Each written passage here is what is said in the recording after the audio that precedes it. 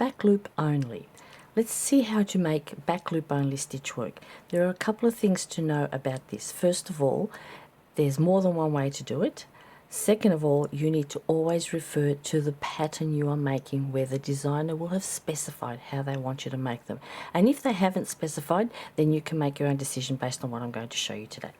In order to make back loop only though, you need to know what you're looking for.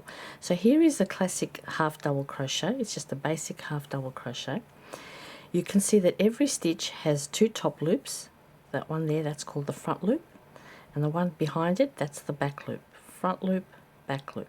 Okay, and traditionally when you're crocheting, you go under those two loops to make your stitches with your hook. Or sometimes you have to go in between stitches, but we're not doing that here today. For the purposes of the back loop only, I need you to know where the top two loops are. There they can see that little V right there, front loop, back loop. Now I've made some half doubles because it's the easiest one to show you the third loop. If you roll the stitch forward towards you, this is the back loop. You see that? Front loop, back loop. When you roll forward, there is a third loop right underneath and behind, right there. And if you stretch your half double crochet, you can actually see it underneath. Can you see it? Right under there. It's right under there. Now, there are two ways to make a back loop stitch. You can go into the actual back loop, like that, just that one loop. It's the front loop and the back loop, so you just go straight through into that. Or there is another way, where you pick up the back loop, that one I just stretched, plus the one behind it, the third loop, what's known as the third loop. So that you leave the front loop free, but you've caught the other two. I'll show you how to do it, don't worry, but I'm just describing it. Now half double crochet have those three loops clearly visible. This is a double crochet, and even though it does have those three loops, they're a little bit harder to get the third loop. There's the front loop, right there. There's my back loop. And behind it, but not quite so easy to find, is the third loop. So if they're telling you to do back loop only using the back and third loop, that's, you just stab straight through from the top middle and you end up picking up both of those loops.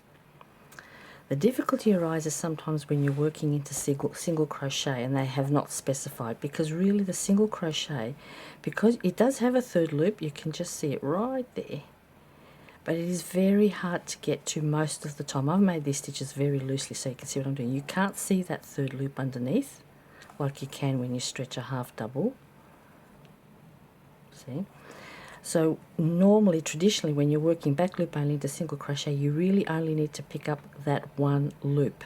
Because if you try and spend all your time trying to pick up this loop here, it's going to take you 3 times as long to get your stitch work done. And it's not necessary.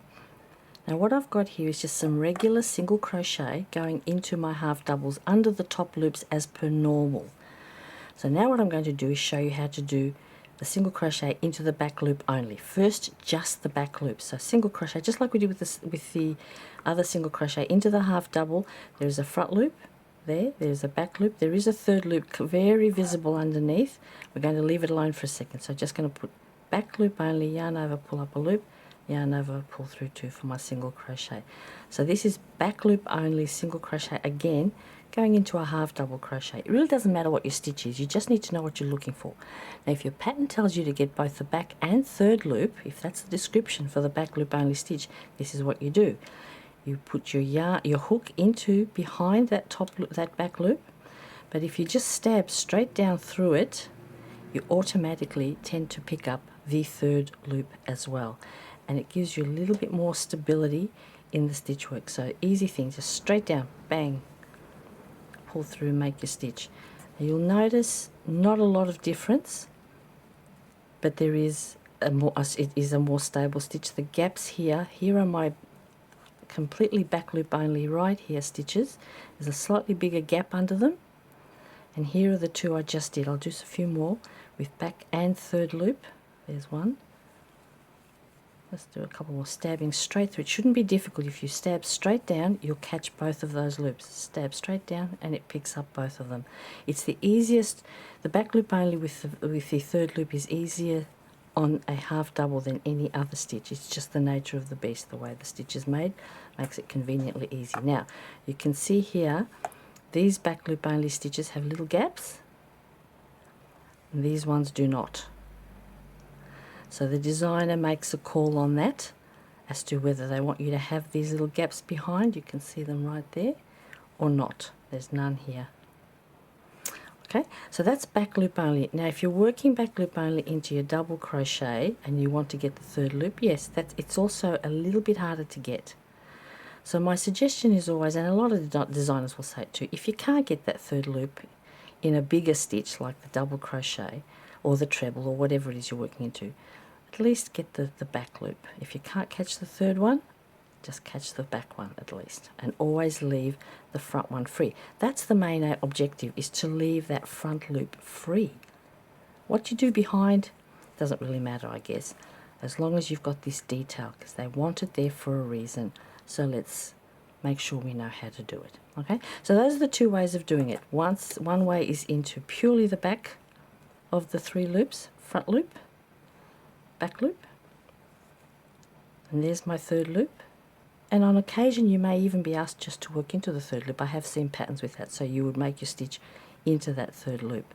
But in this case, you can use the 2 loops, the back and third, or you can just use the back loop on its own. Alright, check your patterns and away you go. Let's get to work.